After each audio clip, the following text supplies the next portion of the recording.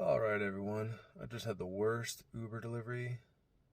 Guy named Nas, something, lives in the Quartzill. Let me tell you how it started.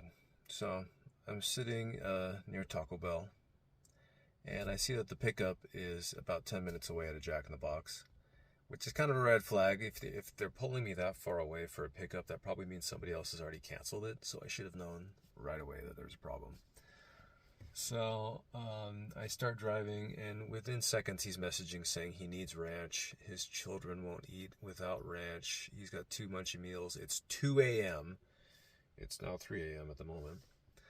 Um, okay, so I say, yeah, I'll get you a couple ranch. Places like Jack in the Box will usually give some, some dipping sauces. Some places give nothing, like Del Taco.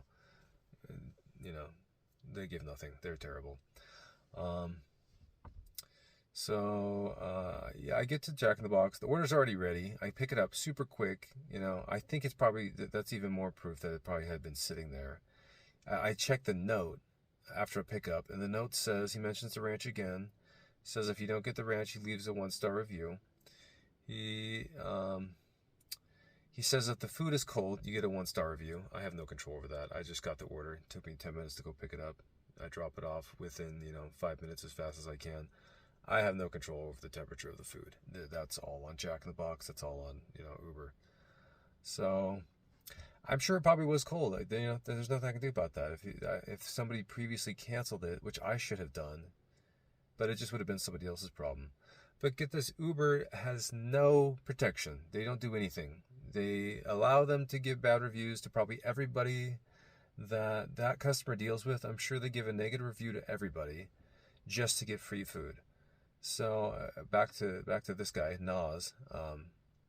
So I pull up to the house, or as I'm pulling up, he sends another message. He's constantly texting, just like just needling constantly, just because that's they just want to have excuses to make complaints. That's just how these people operate. So his final one of the final messages as I'm pulling up, don't walk on the grass. Of course, I've never.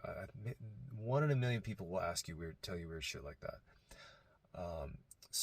And I pull up, and there's nowhere to even walk up to his house without walking the grass, unless you like squeeze between two little cars. So he's going out of his way to do anything possible to make this delivery, to make a complaint.